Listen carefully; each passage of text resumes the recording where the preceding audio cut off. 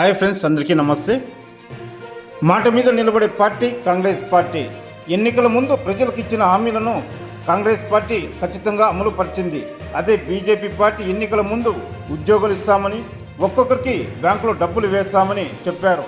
మాట తప్పింది. మేము ఎన్నికల్లో ఇచ్చిన 5 హామీలను నెరవేర్చడం జరిగింది అని కాంగ్రెస్ పార్టీ అభ్యర్థి చంద్రప్ప గారు చెప్పడం జరిగింది. నన్ను జరగబోయే ఎన్నికల్లో గెలిపిస్తే తాలూకాకు అభివృద్ధి కృషి చేస్తానని ఆయన వివరించడం జరిగింది. ఈ కార్యక్రమంలో మాజీ మంత్రి వెంకటరమణప్ప, స్థానిక ఎమ్మెల్యే వెంకటేష్, రైతు సంఘ అధ్యక్షులు నరసింహారెడ్డి, బ్లాక్ కాంగ్రెస్ అధ్యక్షులు సురేష్ బాబు, గ్రామీణ అధ్యక్షులు రామంజనప్ప, ప్రభాకర్, రాజేష్, పురసభ మాజీ అధ్యక్షులు గురప్ప, మూర్తి, నాగరాజు తదితరులు ఈ కార్యక్రమంలో పాల్గొనడం జరిగింది.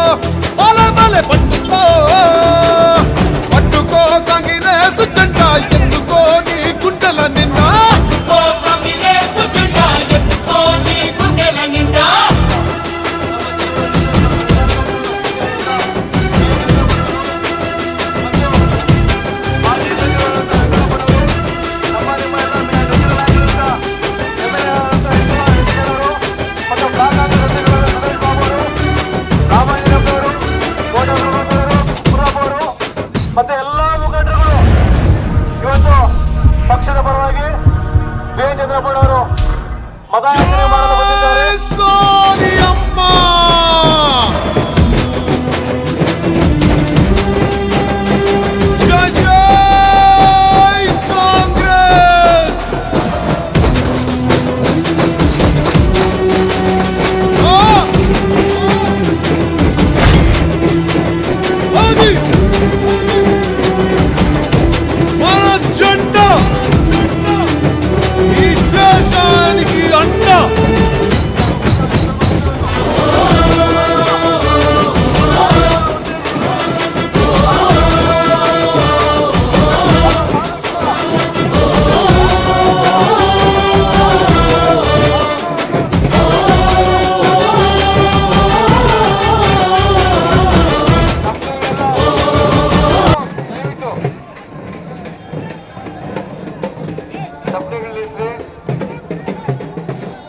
ಇವತ್ತಿನ ದಿವಸ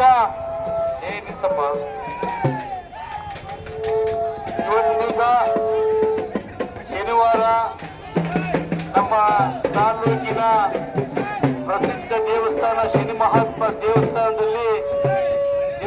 ಪಕ್ಕದಲ್ಲೇ ಶನಿವಾರದ ದಿವಸ ಬಿ ಎನ್ ಚಂದ್ರಪ್ಪನವರು ನಮ್ಮ ಕಾಂಗ್ರೆಸ್ ಪಕ್ಷದ ಅಭ್ಯರ್ಥಿಯಾಗಿ ತಮ್ಮನ್ನೆಲ್ಲ ಮತ ಕೇಳಲಿಕ್ಕೆ ಬಂದಿದೆ. ನೋಡಿ ಹೆಂಗ್ ಟೈಮ್ ಕೂಡ ಬಂದಿದೆ. ಶನಿವಾರ ನಮ್ಮ ಶನಿ ಮಹಾತ್ಮನ ವಾರ ಇವತ್ತು ಇಲ್ಲಿಗೆ ಬಂದಿರೋದು ತಮ್ಮನ್ನೆಲ್ಲರನ್ನು ಉದ್ದೇಶಿಸಿ ಮಾತಾಡ್ಲಿಕ್ಕೆ ಮತಯಾಚನೆ ಮಾಡ್ಲಿಕ್ಕೆ ಬಂದಿದ್ದಾರೆ ಬಂಧುಗಳೇ. ನಮ್ಮ ತಾಲೂಕಿನ ಕಾಂಗ್ರೆಸ್ ಕಾರ್ಯಕರ್ತ ಬಂಧುಗಳೇ, ಈ ಒಂದು ರ್ಯಾಲಿಯಲ್ಲಿ ನಮ್ಮೆಲ್ಲರ ಹೆಚ್ಚಿನ ನಾಯಕರು ಪೂಜ್ಯ ತಂದೆಯವರಾದಂತ ವೆಂಕಟರಮಣಪ್ಪನವರು ಆಗಮಿಸಿದ್ದಾರೆ, ಚಂದ್ರಪ್ಪಣ್ಣವರು ಆಗಮಿಸಿದ್ದಾರೆ. ಅದೇ ರೀತಿ ಬ್ಲಾಕ್ ಕಾಂಗ್ರೆಸ್ಸಿನ ಅಧ್ಯಕ್ಷಗಳಾದಂತ ಸುದೇಶ್ ಬಾಬುರವರು ಹಾಗೂ ಗ್ರಾಮಾಂತರ ಬ್ಲಾಕ್ ಕಾಂಗ್ರೆಸ್ ಅಧ್ಯಕ್ಷರಾದಂತ ರಾಮಾಂಜಪ್ಪನವರು ಬಂದಿದ್ದಾರೆ, ಪ್ರಭಾಕರ್ ಬಂದಿದ್ದಾರೆ, ನಮ್ಮ ರಾಜೇಶ್ ಬಂದಿದ್ದಾರೆ, ಪುರಸಭಾ ಮಾಜಿ ಅಧ್ಯಕ್ಷರು ಆದಂತ ಗುರ್ರಪ್ಪಣ್ಣವ್ರು ಬಂದಿದ್ದಾರೆ. ದಯವಿಟ್ಟು ಕಿರ್ಚಾಡಬಾರ್ದು. ಅದೇ ರೀತಿ ನಮ್ಮ ರೈತ ಸಂಘದ ಮುಖಂಡರಾದಂತ ನರಸಿಂಹರೆಡ್ಡಿ ಅವರು ಬಂದಿದ್ದಾರೆ. ಅಲ್ಪಸಂಖ್ಯಾತರ ತಾಲೂಕು ಘಟಕದ ಅಧ್ಯಕ್ಷರಾದಂತ ಆರ್ ಕೆ ನಿಸಾರ್ ಅಹಮದ್ ಅವರು ಬಂದಿದ್ದಾರೆ ಹಾಗೂ ಪೂರ್ತಿ ನಾಗರಾಜ್ ಅವರು ಬಂದಿದ್ದಾರೆ. ಇವತ್ತಿನ ದಿವಸ ಇದೇ ತಿಂಗಳು 26ನೇ ತಾರೀಕು ನಡೆಯೋ ಮಹಾ ಚುನಾವಣೆಯಲ್ಲಿ ನಮ್ಮ ಕಾಂಗ್ರೆಸ್ ಪಕ್ಷದ ಅಭ್ಯರ್ಥಿಯಾದಂತ ಬಿ ಎನ್ ಚಂದ್ರಪ್ಪಣ್ಣವರು ಈ ಬಾರಿ ಸ್ಪರ್ಧೆ ಮಾಡಿದ್ದಾರೆ. ತಾವೆಲ್ಲರೂ ಕಾಂಗ್ರೆಸ್ ಪಕ್ಷಕ್ಕೆ ಅತಿ ಹೆಚ್ಚು ಮತಗಳು, ನನಗೆ 83,000 ಬಂದಿದ್ರೆ 1 ಲಕ್ಷ ಮತಗಳನ್ನ ಕೊಟ್ಟು ನೀವು ಅವ್ರ ಜಯಶಾಲಿ ಆಗ್ಲಿಕ್ಕೆ ಕಾರಣಕರ್ತರಾಗಬೇಕಾಗಿ ತಮ್ಮಲ್ಲಿ ಕಳಕಳೆಯಿಂದ ಬೇಡ್ಕೊಂತೀನಿ ಬಂಧುಗಳೇ. ಇವತ್ತು ನಮ್ಮ ಕಾಂಗ್ರೆಸ್ ಸರ್ಕಾರ ಇನ್ನು 4 ವರ್ಷಗಳ ಕಾಲ ನಮ್ಮ ಮಾನ್ಯ ಮುಖ್ಯಮಂತ್ರಿಗಳಾದಂತ ಸಿದ್ದರಾಮಯ್ಯನವರು, ಡಿ ಕೆ ಶಿವಕುಮಾರ್ ಅವರು, ನಿನ್ನೆ ತಾನೇ ಬಂದು ನಿಮ್ಮನ್ನೆಲ್ಲ ಮಾತಾಡಿಸಿದಂತ ಡಾಕ್ಟರ್ ಜಿ ಪರಮೇಶ್ವರ್ ಅವರು ನಮ್ಮ ಭಾಗದ ಎಲ್ಲ ನಮ್ಮ ಪಕ್ಷ 28ಕ್ಕೆ 28 ಗೆಲ್ಲಬೇಕಂತೇಳಿ ಪಣದೊಟ್ಟು ರಾಜ್ಯಾದ್ಯಂತ ಓಡಾಡ್ತಾ ಇದೆ. ಕ್ಷೇತ್ರ ಗೆಲ್ಲುತ್ತೆ ಅಂತೇಳಿ ಶನಿಮಹಾತ್ಮ ದೇವಸ್ಥಾನ ಪಕ್ಕದಲ್ಲಿ ನಿಮ್ಮ ಮುಂದೆ ಹೇಳ್ತಾ ಇದ್ದೀನಿ ಬಂಧುಗಳೇ. ಯಾಕಂತಂದ್ರೆ ಏನಿದ್ರು ಅವರು 3-4 ಸಾವಿರದ ಒಳಗಡೆನೆ ಫೈಟ್ ಮಾಡ್ಕೋಬೇಕು. ಅದರಲ್ಲಿ ಈ ಬಾರಿ ರಾಜ್ಯದಲ್ಲಿ ಅತಂತ್ರ ಪರಿಸ್ಥಿತಿಯಲ್ಲಿ ಇದ್ದಾರೆ ಅವರು. ಯಾಕಂತಂದ್ರೆ ಪಕ್ಷ ಯಾವಾಗಲೂ ಕಿತ್ಕೊಂಡು ಹೋಗ್ತಾ ಇತ್ತು. ಇಷ್ಟೊತ್ತಿಗೆ ಜೆಡಿಎಸ್ ಪಕ್ಷ ಕರ್ನಾಟಕ ರಾಜ್ಯದಲ್ಲಿ ಇಷ್ಟೊತ್ತಿಗೆ ನಮ್ಮ ಸರ್ಕಾರ ಬಂದ 3-4 ತಿಂಗಳಲ್ಲೇ 12-14 ಜನ ಶಾಸಕರು ಕಾಂಗ್ರೆಸ್ ಪಕ್ಷ ಸೇರ್ಲಿಕ್ಕೆ ರೆಡಿಯಾಗಿದ್ರು. ಆದರೆ ನಮ್ಮ ಮಾನ್ಯ ಕುಮಾರಸ್ವಾಮಿ ಅವರು ಇದು ಕುಟುಂಬ ಸದಸ್ಯರು 3 ಜನ ಬಿಟ್ರೆ ಇನ್ನು ಈ ಮಿಗ್ನಾದವರು ಎಲ್ಲರೂ ಕಾಂಗ್ರೆಸ್ ಸೇರ್ತಾರಂತ ಅನುಮಾನ ಬಂದ್ಬಿಟ್ಟು ಇಮ್ಮಿಡಿಯೇಟ್ ಆಗಿ ಮೋದಿ ಅವರ ಹತ್ರ ಹೋಗಿ ಮಾತುಕತೆ ಮಾಡಿಕೊಂಡು ಅವರು ಅಲೈನ್ಸ್ ಮಾಡ್ಕೊಂಡಿದ್ದಾರೆ. ಬಂಧುಗಳೇ, ಏನಕ್ಕೆ ಅಲೈನ್ಸ್ ಮಾಡ್ಕೊಂಡಿದ್ದಾರೆ ಅಂದ್ರೆ ಮುಂದಿನ ದಿನಗಳಲ್ಲಿ ಜೆಡಿಎಸ್ ಪಕ್ಷ ಸಂಪೂರ್ಣವಾಗಿ ಬಿಜೆಪಿ ಒಳಗಡೆ ವಿಲೀನ ಮಾಡಿಬಿಟ್ಟು ಅವ್ರಿಗೆ ಕೇಂದ್ರದಲ್ಲಿ ಮಂಡ್ಯದಲ್ಲಿ ಕೇಂದ್ರದಲ್ಲಿ ಒಂದು ಮಂತ್ರಿ ಸ್ಥಾನ ಕೊಟ್ಬಿಟ್ಟು ಜೆಡಿಎಸ್ ಪಕ್ಷವನ್ನ ವಿಲೀನ ಮಾಡಿಕೊಳ್ಳಲಿಕ್ಕೆ ಇದೆಲ್ಲ ಪೂರ್ವ ತಯಾರಿ ನಡೆದಿದೆ. ಹಾಗಾಗಿ ಜೆಡಿಎಸ್ ಪಕ್ಷ ದುರ್ಬಲಗೊಳಿಸ್ಬೇಕಂದ್ರೆ ನೀವೆಲ್ಲ ಒಗ್ಗಟ್ಟಾಗಿ ಯಾರ್ಯಾರು ಜೆಡಿಎಸ್ ಇರ್ತಾರೋ ಒಬ್ಬೊಬ್ರು 10 ಜನನ ಕರ್ಕೊಂಡ್ ಬಂದ್ಬಿಡ್ರಿ ನಮ್ಮ ಪಾರ್ಟಿಗೆ. ಯಾಕಂದ್ರೆ ಉಳಿಗಾಲ ಇಲ್ಲ. 10 ಜನ ಬಿಜೆಪಿ ಹೇಳ್ತೀನಿ ಸಮಾಧಾನ ಒಗ್ಗಲ್ಲ ಅವ್ರಿಗೆ. ಅವರು ಜೆಡಿಎಸ್ನವರು ಕಾಂಗ್ರೆಸ್ನವ್ರಿಗೆ ಒಗ್ಗಲ್ಲ.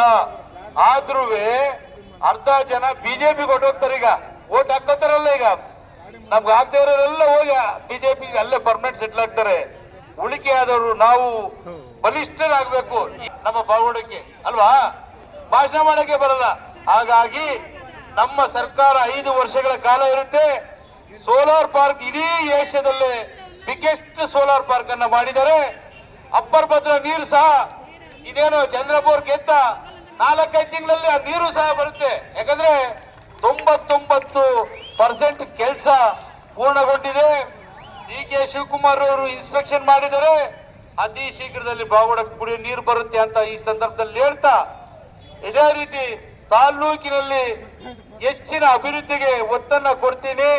ನಿಮ್ಮೆಲ್ಲರ ಪ್ರೀತಿ ವಿಶ್ವಾಸವನ್ನ ಏನು ನಮ್ಮನ್ನ ಉಳಿಸ್ಕೊಂಡಿದ್ದೀರ ವೆಂಕಟರಮಣಪ್ಪ ವೆಂಕಟೇಶ್ ಅವ್ರನ್ನ, ನಮ್ಮ ತಂದೆಯವ್ರ ಮೇಲಿಟ್ಟಿರೋ ಪ್ರೀತಿ ವಿಶ್ವಾಸವನ್ನ ನಾನು ನಮ್ಮಪ್ಪ ಇರೋವರೆಗೂ ನಿಮ್ಮನ್ನ ನಾವು ಮರೆಯಲ್ಲ. ಪ್ರಾಮಾಣಿಕವಾಗಿ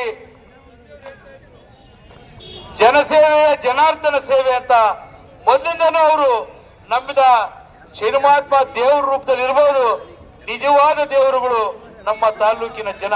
ಯಾಕಂತಂದ್ರೆ 2008ರಲ್ಲಿ ಟಿಕೆಟ್ ಇಲ್ಲ ಅಂದ ತಕ್ಷಣ ವೆಂಕಟರಮಣಪ್ಪನವ್ರಿಗೆ ನಾವಿದೀವಿ ನಿಮ್ಮನ್ನು ಗೆಲ್ಲಿಸ್ತೀವಿ ಅಂತೇಳಿ ಧೈರ್ಯ ಮಾಡಿ ಗೆಲ್ಲಿಸಿ ಮಂತ್ರಿ ಮಾಡಿ ತಿರ್ಗಿ 2ನೇ ಬಾರಿ ಗೆಲ್ಲಿಸಿ ಮಂತ್ರಿ ಮಾಡಿದಿರ. ಈಗಲೂ ಸಹ ನನ್ನನ್ನ ಮುಂದುವರೆದ ಭಾಗವಾಗಿ ನನ್ನನ್ನ ದತ್ತುಪುತ್ರನನ್ನಾಗಿ, ಹೆಂಗಂದ್ರೆ ತಾಲ್ಲೂಕಿನ ದತ್ತುಪುತ್ರ ಇದ್ದಂಗೆ ತಂದೆ ತಕ್ಕ ಮಗ ಅಂತೇಳಿ ನನಗೂ ಆಶೀರ್ವಾದ ಮಾಡಿ ಗೆಲ್ಲಿಸಿದಿರ. ನಮ್ಮ ಪ್ರಾಣ ಇರೋ ತನಕ ತಾಲ್ಲೂಕಿನ ಜನತೆಯನ್ನ ನಿಮ್ಮ ಸೇವೆಯನ್ನ ನುಡಿದಂತೆ ನಡ್ಕೊಂತೀವಿ ಅಂತ ಈ ಸಂದರ್ಭದಲ್ಲಿ ಹೇಳ್ತಾ, ಚಂದ್ರಪ್ಪನವರು ಸಜ್ಜನ ರಾಜಕಾರಣಿ.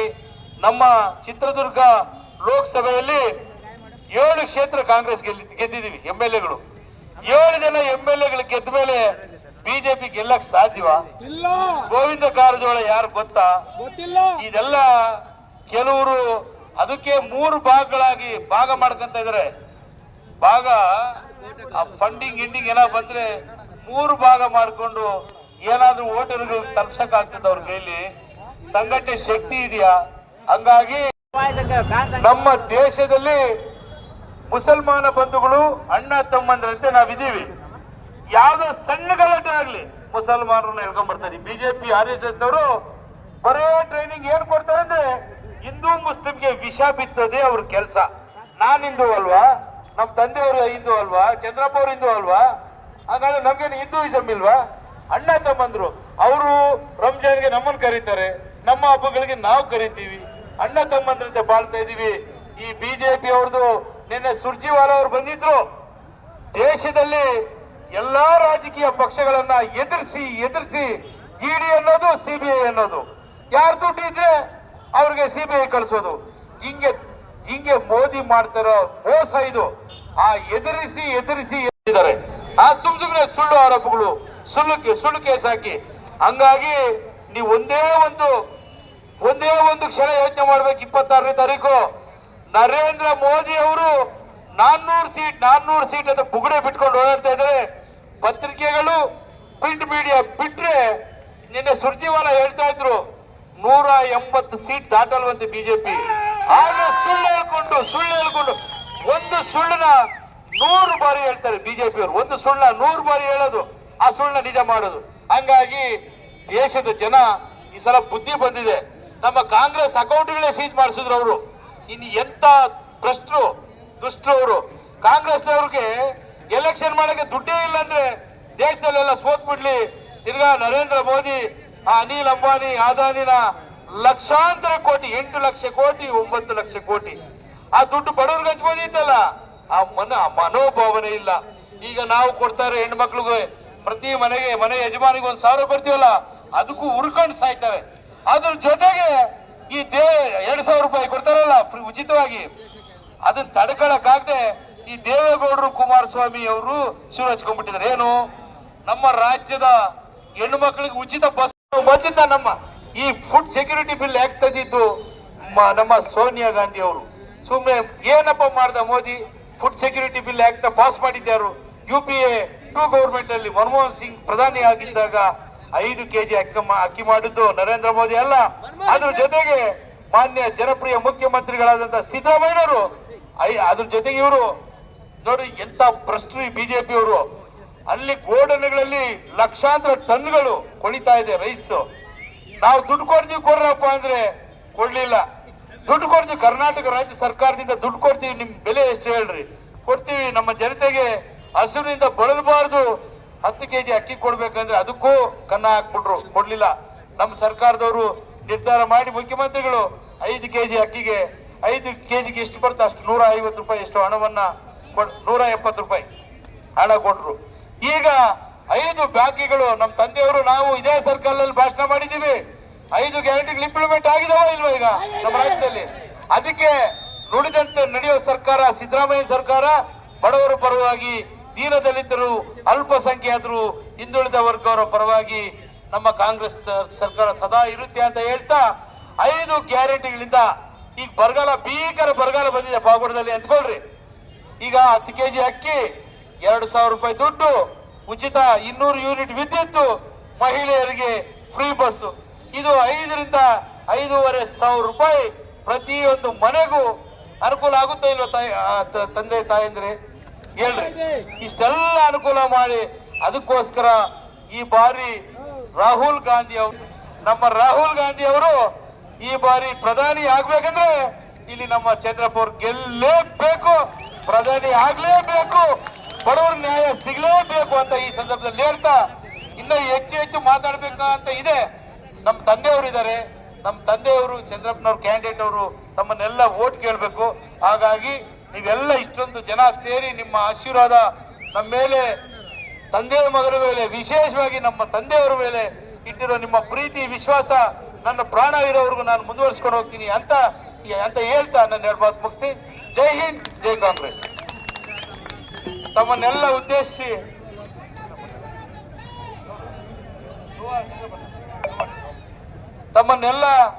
ಉದ್ದೇಶಿಸಿ ತಂದೆಯವರಾದ ವೆಂಕಟರಮಣಪ್ಪನವರು ಮಾತಾಡ್ತಾರೆ.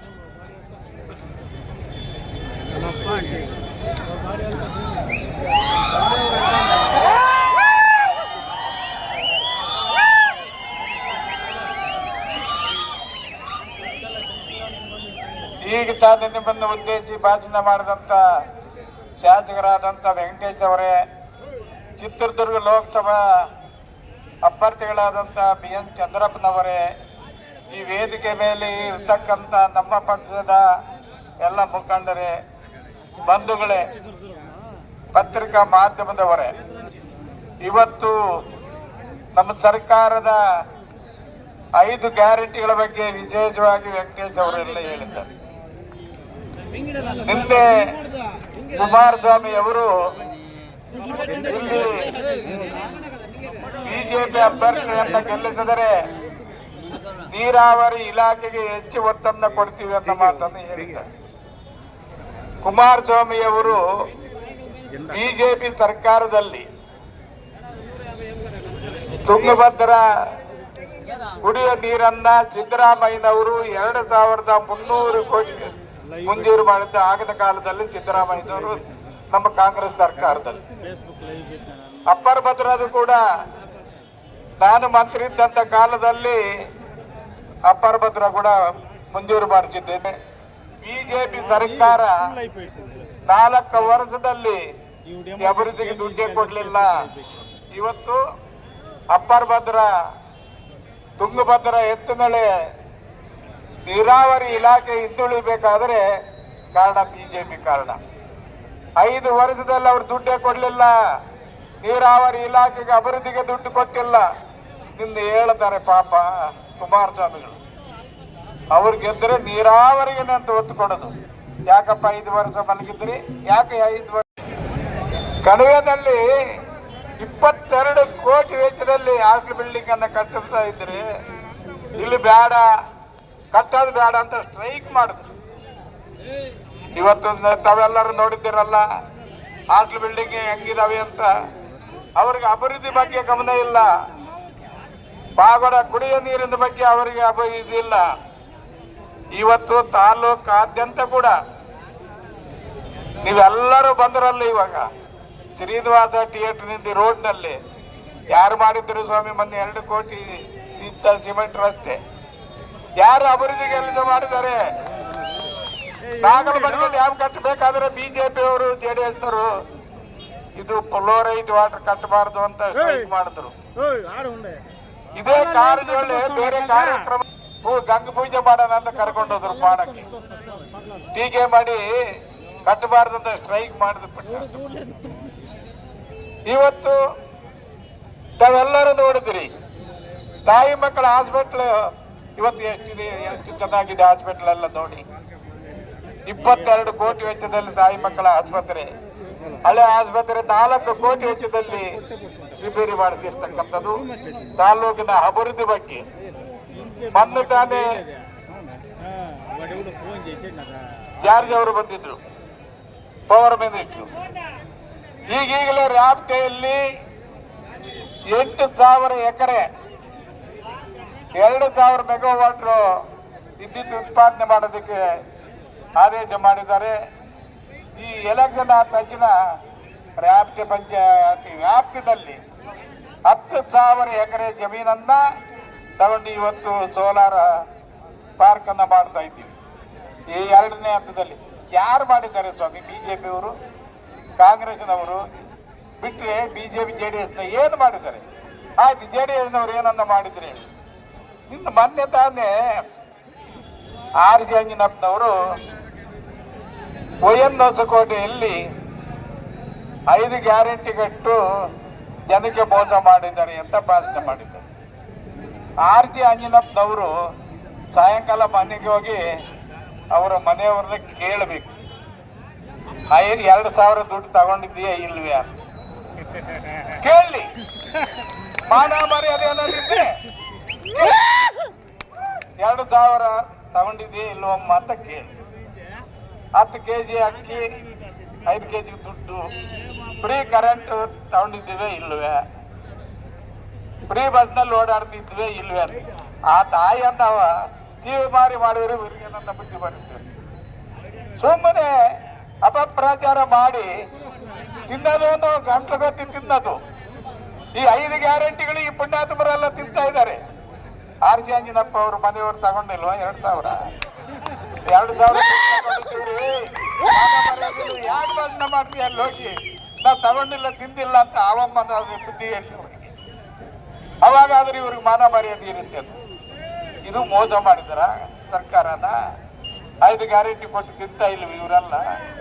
ಬರೀ ಕಾಂಗ್ರೆಸ್ನವರೇನೆ 5 ಗ್ಯಾರಂಟಿಗಳನ್ನ ಬಿಜೆಪಿ ಜೆಡಿಎಸ್ನವರೆಲ್ಲ ತಗೊಳ್ತಾ ಇಲ್ವಾ? ಇದು ಕಾಂಗ್ರೆಸ್ನವರು ಮಾಡಿರೋ ಮೋಸನ? ತಿಂದು ಹೇಗೆ ಮೋಸ ಮಾಡಿದಂತ ಮಾತು ಹೇಳ್ತಾರಲ್ಲ, ಇವರಿಗೆ ಮಾನ ಮರ್ಯಾದೆ ಬೇಡ. ತಿನ್ನೋದನ್ನು ತಿಂದ ಇರೋದು ಆಮೇಲೆ ಹೇಳ್ದದು. ಇದು ಇವರು ಭವಿಷ್ಯತ್ತು. ಈಗ ಬಿಜೆಪಿಯ ಜೊತೆಗೆ ಕುಮಾರಸ್ವಾಮಿ ಸೇರಿದ್ದಾರೆ. ಹಿಂದೆ ಸರ್ಕಾರ ನಡೆಸಿದ್ರು 20 ತಿಂಗಳು. 20 ತಿಂಗಳಾದ ಮೇಲೆ ಯಡಿಯೂರಪ್ಪಗೆ 20 ತಿಂಗಳು ಬಿಟ್ಟುಕೊಡ್ತೀನಿ ಅಂತ ಕುಮಾರಸ್ವಾಮಿ ಹೇಳಿ ಹೋಗ್ತಿದ್ದಂಗಿಲ್ಲಪ್ಪ, ನಮ್ಮದು ಅಗ್ರಿಮೆಂಟ್ ಆಗಿಲ್ಲ ಅಂತ ಮೋಸ ಮಾಡೋ ಹೊತ್ತಿಗೆ ಬಿಜೆಪಿ ಸರ್ಕಾರ ಬಂತು. ಇವತ್ತು ಅವರನ್ನು ಬರ್ತಿದ್ದಾರೆ ಎಂದು ಇವ್ರ ತಂದೆ ಮಕ್ಕಳದು. ದೇವೇಗೌಡ ಕುಮಾರಸ್ವಾಮಿದು ನಾಟಕ ಬಿಜೆಪಿ ಅವ್ರಿಗೆ ಚೆನ್ನಾಗಿ ಗೊತ್ತಿದೆ. ಯಾವ ಟೈಮ್ನಲ್ಲಿ ಇವ್ರು ಕೈ ಕೊಡ್ತಾರೆ ಅಂತ ಹೇಳಿ ಇವ್ರು ಹೆಚ್ಚಿಗೆ ಚೀಟ್ ಕೇಳ್ತಿದ್ರೇನೋ ಅವ್ರಿಗೆ ಕರೆಕ್ಟಾಗಿ 3 ನಾಮ ಇಟ್ಟಿದ್ದಾರೆ. 3 ನಾಮ ಇಟ್ಟಿದ್ದಾರೆ. ಮಂಡ್ಯದಲ್ಲೊಂದು, ಆಧಾರದಲ್ಲೊಂದು, 3 ನಾಮ ಇಟ್ಟು ನೋಡ್ಕೊಳ್ರಪ್ಪ ಅಂತ. ಅವ್ರು 3 ನಾಮನೇ ಗ್ಯಾರಂಟಿ. ಅಲ್ಲಿ ಕುಮಾರಸ್ವಾಮಿ ಏನಾದರೂ ಸೋತ್ರೆ ಕ್ಲೋಸ್ ಇಂದ ಬಿಜೆಪಿ ಇಲ್ಲ, ಜೆಡಿಎಸ್ ಇಲ್ಲ, ಬಿಜೆಪಿ ಇಲ್ಲಿ ಬಿಜೆಪಿಯಲ್ಲಿ ಜೆಡಿಎಸ್ ಕ್ಲೋಸ್, ಅಕೌಂಟ್ 0. ಆವತ್ತೇನೆ ಕುಮಾರಸ್ವಾಮಿ ಸೋಲ್ತು ಅಂತ ಗೊತ್ತಾಗ್ತಿದ್ದಾಗೆ ಬೆಳಕರಿ ಹೊತ್ತಿಗೆನೆ ಎಲ್ಲೆಲ್ಲಿ ಓಡೋಗ್ಬೇಕು ಅಂತ ಕಾದ್ಕೊಂಡಿದ್ದಾರೆ. ನನಗೆ ವಾರದಿಂದ ಸುಮಾರಾಗಿ ಹೇಳ್ತಾರೆ, ಅಣ್ಣ ನಾವು ಬರ್ತೀವಿ ಅಂತ. ಯಾಕ್ರಪ್ಪ ಸಾಕಾಗಿದೆ ಅಂತ, ಯಾಕ ಹುಳಿ ಎಲ್ಲ ಬಿಡಣ್ಣ ಅಂತ ನನಗೆ ಸುಮಾರು ಜನ ಫೋನ್ ಮಾಡ್ತಾರೆ. ಜೆಡಿಎಸ್ ಅನ್ನ ಬಿಟ್ಟು ಇವತ್ತು ನಮ್ಮ ಸರ್ಕಾರ ಸಿದ್ದರಾಮಯ್ಯ DK ಶಿವಕುಮಾರ್ ಅಧ್ಯಕ್ಷರಾದ ಮೇಲೆ ಕೊಟ್ಟಂತ ಮಾತನ್ನ ಉಳಿಸ್ಕೊಂಡಿರ್ತಕ್ಕಂಥ ಸರ್ಕಾರ ಯಾವ್ದಂದಿದೆ ಅಂದ್ರೆ ಕಾಂಗ್ರೆಸ್ ಸರ್ಕಾರ, ಸಿದ್ದರಾಮಯ್ಯ ಸರ್ಕಾರ. ಇವ್ರು ಕೊಟ್ಟಿರೋ ಮಾತೇನು ಉಳಿಸ್ಕೊಂಡಿದ್ದಾರೆ. ಹಿಂದೆ ದೇವೇಗೌಡ, ಕುಮಾರಸ್ವಾಮಿ, ನಿಖಿಲ್ ಕುಮಾರ್ ಎಲ್ಲ ಬಂದರು, ಇವು ಸಾಲ ಮನ್ನಾ ಮಾಡ್ತೀನಿ ಅಂದರು, ರೈತರ ಸಾಲ ಮನ್ನಾ ಮಾಡ್ತೀನಿ ಅಂದರು, ನ್ಯಾಷನಲ್ ಬ್ಯಾಂಕ್ ಸಾಲ ಮನ್ನಾ ಮಾಡ್ತೀನಿ ಅಂದರು, 60 ವರ್ಷ ಆದ್ಮೇಲೆ ಎಲ್ಲರಿಗೂ ಪೆನ್ಷನ್ ಕೊಡ್ತೀನಿ ಅಂದ್ರು. ಕೊಟ್ರ? ಸಾಲ ಮನ್ನಾ ಮಾಡಿದ್ರ? ನನಗೆ ಕಾಂಗ್ರೆಸ್ನವರು ಬೆಂಬಲ ಕೊಡಕ್ಕಾಗ್ಲಿಲ್ಲಪ್ಪ, ನಾನು ಏನು ಮಾಡ್ಲಪ್ಪ, 20 ತಿಂಗಳಿಗೆ ಇಳಿಸಿದ್ರು ಅಂತ ಈ ನಾಟಕ ಅಂತ ಓಡಾಡ್ತಾರೆ. ಕುಮಾರಸ್ವಾಮಿ ನೋಡಿ ಯಾರು ಓಟ್ ಹಾಕೋದಿಲ್ಲ, ಸುಳ್ಳುಗಾರ ಅಂತ ಗೊತ್ತಾಗಿದೆ. ಅವರು ದೇವೇಗೌಡರವರೆಗಿನೇ ದಳ. ಕುಮಾರಸ್ವಾಮಿ ಏನಾದರೂ ಸೋತ್ರೆ ಮುಗ್ದೇ ಹೋಯ್ತು. ಈಗಲೇ ದೇವೇಗೌಡರು ಆರಾಮಾಗಿ ಮನೆಗೆ ಇರ್ತಾರೆ, ಬಿಜೆಪಿ ಕಡೆ ಒಪ್ಪಿಸ್ತಾರೆ. ಮೋದಿ ಹತ್ರ ಮಾತನಾಡಿ ನಮ್ಮ ಪಾರ್ಟಿ ನಿಮ್ಮಲ್ಲಿ ವೀಲ್ನ ಮಾಡ್ತೀವಪ್ಪ, ನಮ್ಮ ಕಾರ್ಯಕರ್ತರು ನೀವೇ ನೋಡ್ಕೊಳ್ರಪ್ಪ ಅಂತ ಅವ್ರಿಗೆ ಬಿಟ್ಕೊಡ್ತಾರೆ.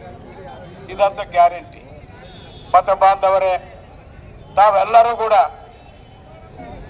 26ನೇ ತಾರೀಕು ನಡೀತಕ್ಕಂಥ ಚುನಾವಣೆಯಲ್ಲಿ ತಾವೆಲ್ಲರೂ ಕೂಡ ಕಾಂಗ್ರೆಸ್ ಪಕ್ಷದ ಅಭ್ಯರ್ಥಿಗಳಾದಂತಹ ಚಂದ್ರಪ್ಪನವರಿಗೆ ತಾವೆಲ್ಲರೂ ಕೂಡ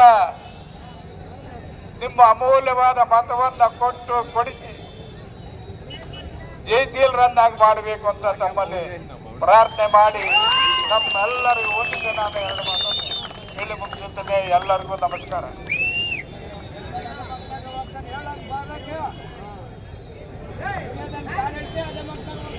ಈಗ ನಮ್ಮ ಚಿತ್ರದುರ್ಗ ಲೋಕಸಭಾ ಅಭ್ಯರ್ಥಿ ಅಂತ ಚಂದ್ರಪ್ಪನವರು ಮಾತಾಡ್ತಾರೆ.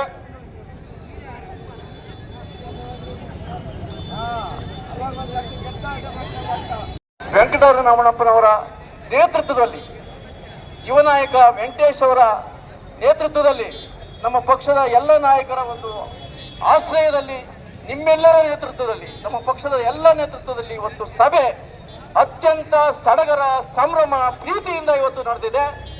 ಈ ಪ್ರೀತಿ ಮತವಾಗಿ ಪರಿವರ್ತನೆಯಾಗಿ ಬರುವಂತ ಚುನಾವಣೆಯಲ್ಲಿ ಹೆಚ್ಚಿನ ಮತ ಬರುತ್ತೆ ಅನ್ನುವಂತ ಆಶೆಯಿಂದ ನಾನು ಮಾತನಾಡಿ 26ನೇ ತಾರೀಕು ನಡೆಯುವಂತ ಮಹಾ ಚುನಾವಣೆಯಲ್ಲಿ ತಮ್ಮೆಲ್ಲರ ಮತವನ್ನ ಕೊಡಿಸುವುದರ ಮುಖಾಂತರ ಕೊಟ್ಟು ಈ ದೇಶದ ಸಂವಿಧಾನವನ್ನ ಉಳಿಸಬೇಕು ಅನ್ನುವಂತ ಪ್ರಾರ್ಥನೆಯನ್ನ ಮಾಡಿ ನಾನು ಮತ್ತೊಮ್ಮೆ ನಿಮಗೆ ನಮಸ್ಕಾರವನ್ನು ಮಾಡಿ ನನ್ನ ಮಾತನ್ನು ಮುಗಿಸ್ತೇನೆ. ನಮಸ್ಕಾರಗಳು. ಎಲ್ಲರೂ ಟೋಲ್ ಗೇಟ್ ವರೆಗೂ ಬರಬೇಕು. ಪ್ರಶ್ನೆಯಲ್ಲಿ ದಯವಿಟ್ಟು ಎಲ್ಲರೂ ಬರಬೇಕು.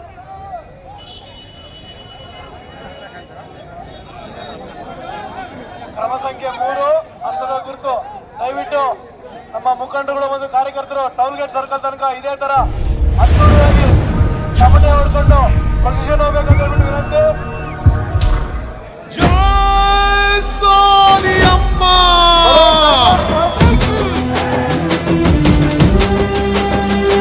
ಜೈ ಜೈ ಕಾಂಗ್ರೆಸ್.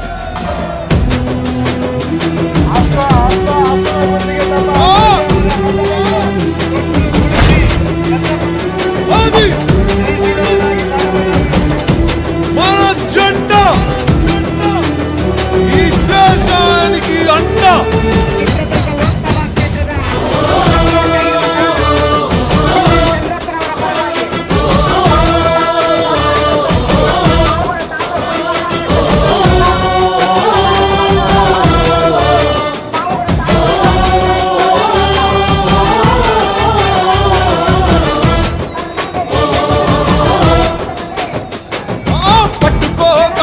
కాంగ్రెస్ జెండా ఎత్తుకో నీ గుండెల నిండా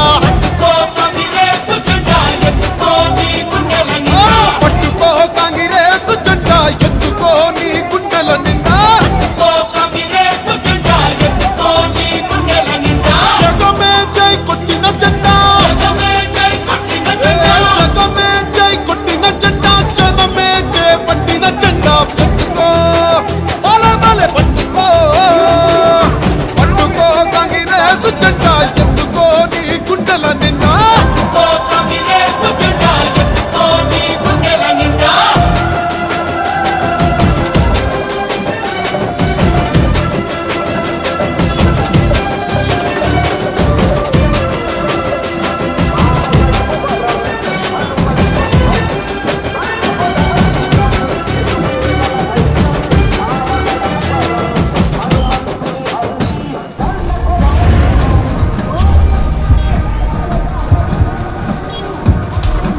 జై సోనియమ్మ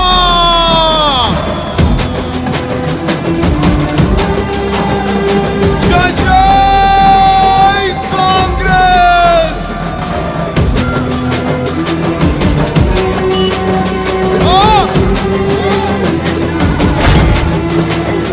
అది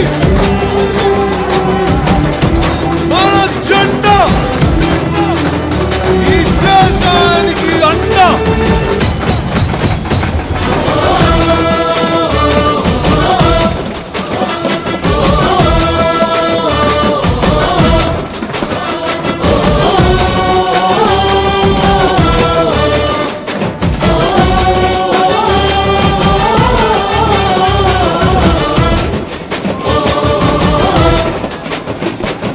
పట్టుకో కాంగ్రెస్ జెండా ఎత్తుకో నీ గుండెల నిండా